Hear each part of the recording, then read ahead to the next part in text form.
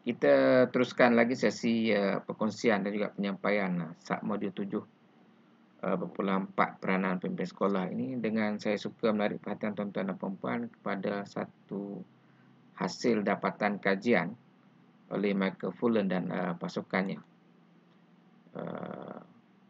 Mengikut Michael Fullen dan pasukannya, di sekolah memang banyak pemacu kecemerlangan sekolah ataupun yang dipanggilkan sebagai drivers. Antaranya ialah ad hoc policies yang diturunkan ke sekolah. Ad hoc policies ini merupakan pemacu sebenarnya. Yang kedua, di sekolah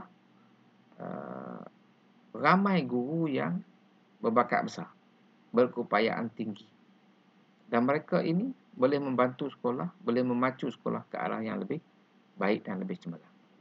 Yang ketiga, teknologi. Teknologi dapat membantu pihak sekolah untuk memacu ke arah yang lebih baik ataupun ke arah kecemerlangan. Dan yang keempat ialah accountability luaran ataupun kebertanggungjawaban kita kepada pihak luar, stakeholders. Maka kebertanggungjawaban kita kepada pihak luar ni merupakan pemacu kepada kecemerlangan sekolah. Namun begitu, dapatan kajian menunjukkan bahawasanya dalam banyak keadaan, pemacu-pemacu ini dia menjadi wrong drivers, pemacu yang salah. Dia berlaku apabila ad hoc policies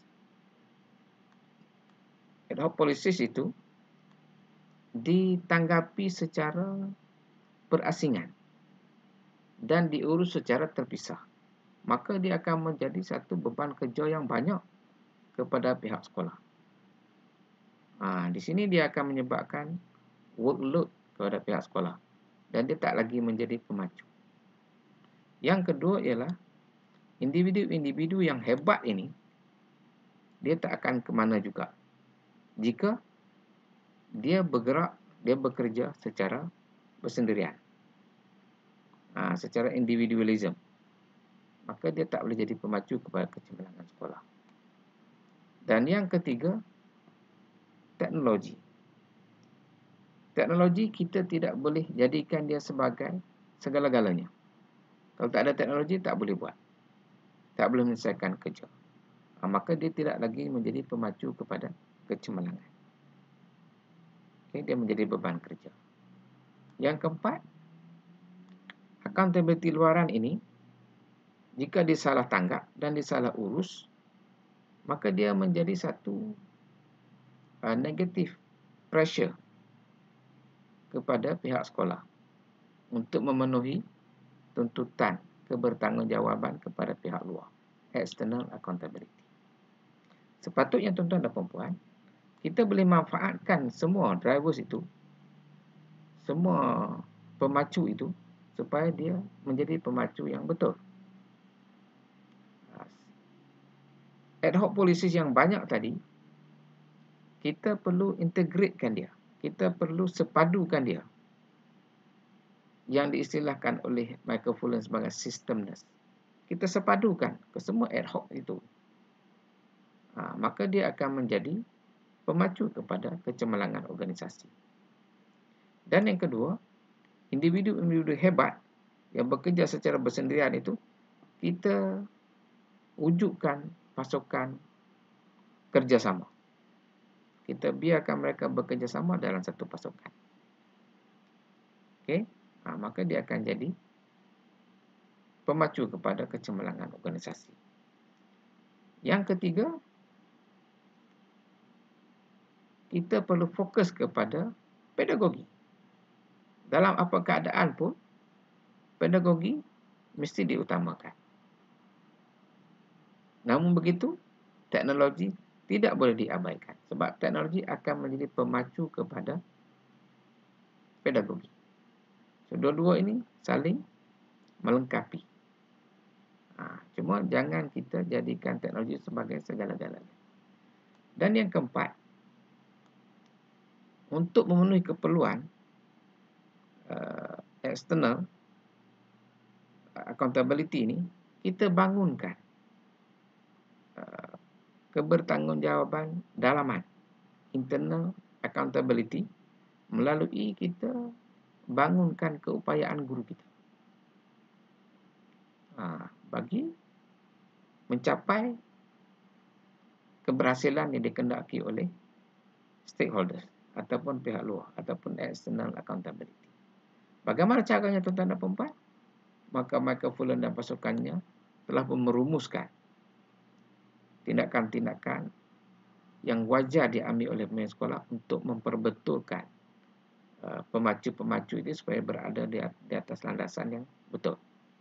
Yang pertama, ad hoc policies yang banyak itu, kita perlu melihat secara berpasukan hala tuju ad hoc policies itu. Mana ad hoc policies yang mempunyai direction yang sama, kita sepadukan dia. Daripada 5-6 ad hoc policies itu, jika matlamatnya sama, kita sepadukan dia. Okey, kita sepadukan dia. Kemudian, yang kedua, guru-guru yang berbakat besar, yang bekerja secara bersendirian itu, kita galakkan, kita pupuk mereka supaya bekerja dalam budaya kolaboratif secara berpasukan.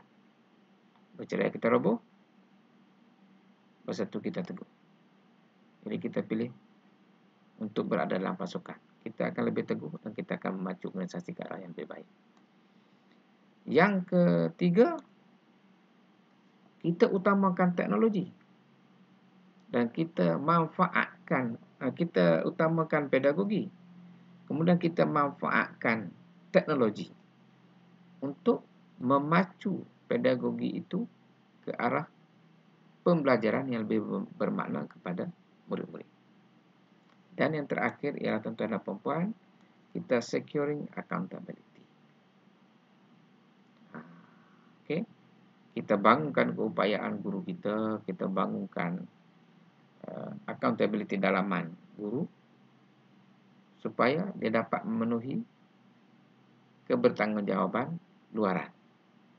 So kita secure accountability tersebut, maka kita akan lebih kukuh dan dia akan memacu organisasi ke arah yang lebih baik. Tuan-tuan dan puan-puan, the right drivers in action ini telah pun dirumuskan oleh Michael Fullan dan pasukannya dalam satu model yang dinamakan model coherent. So nanti kita akan fokuskan kepada model ini untuk keseluruhan submodul 74 peranan pemimpin sekolah. Okey, kita jumpa lagi selepas ini dengan aktiviti-aktiviti yang akan kita laksanakan bersama. Okey, terima kasih.